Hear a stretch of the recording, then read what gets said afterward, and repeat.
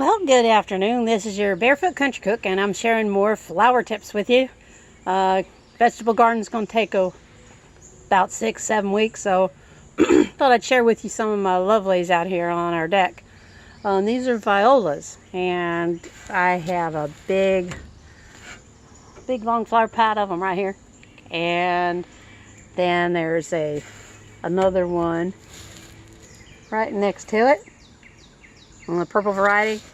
I don't usually see the orange ones very often, so I got really excited when I saw them. Now,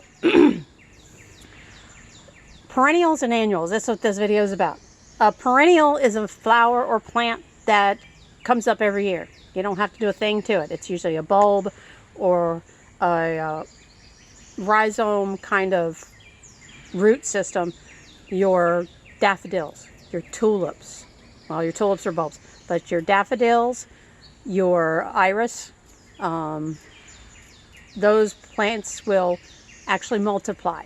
They multiply on their own. The bulbs split, become new bulbs, or the rhizome root systems just make more roots. So violas are a little different. They're one of those flowers that when the flower dies off, then that's going to leave you the seed pod. Now, I want to save seeds for these because I've never seen the orange ones in any, as far as I can remember. It's very rare for me to find them here, especially in Georgia. So when these little blooms die off, what happens is left, I'm going to pinch one off, is left is this little green ball. Now that little green ball in there, that's where the seeds are. So after the pretty colors fall off and all those petals dry up, seeds are in here. Don't pick these for the seeds. The seeds are not mature yet. They have to mature. They have to get old enough to be plantable. When this is mature, it does this stage. I picked these off earlier just so I could bring them up close.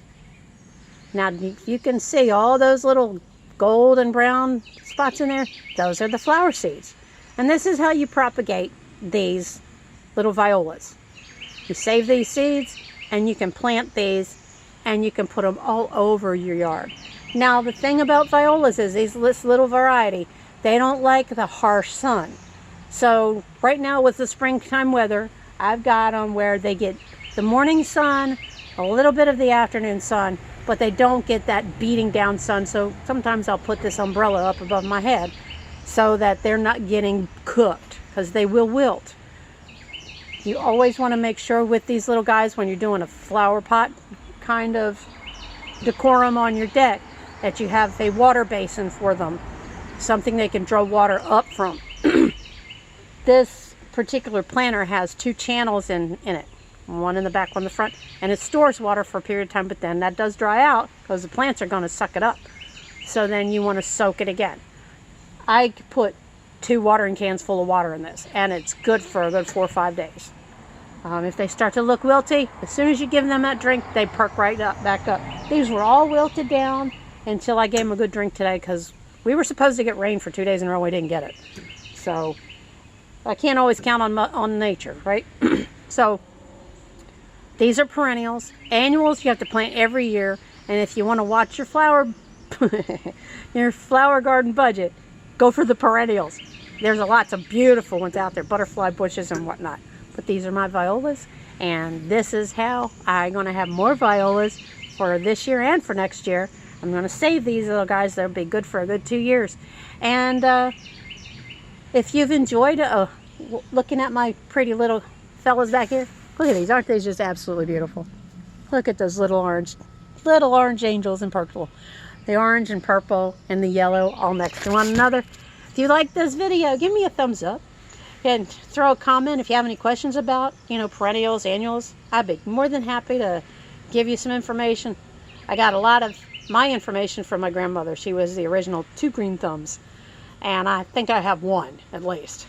So throw me a comment if you liked what you saw, if you'd like to see more, and share my video with whoever that might want to know how to get seeds from their own flowers that they have. I've got some other flowers to show you where the seeds are in those too. So if you have a particular flower you're growing and you don't know how to get seeds from it, so you don't have to buy another plant, let me know what you got. I'll tell you how to find those seeds. This is your Barefoot Country Cook, and now I'm in the flowers, but I got to get back in the kitchen. I seriously do. I'm going to make some spinach, spanakopita. I'm going Greek this weekend. This is my birthday, so I'm chilling, and I'm getting ready to go out to dinner. So, subscribe. You want to see more of this kind of stuff? You want to see more food cooked? Certain kinds of foods you want me to cook? Hey, I'm up for the challenge. Throw me one. And I will see you all when you come back to visit me barefoot in my kitchen.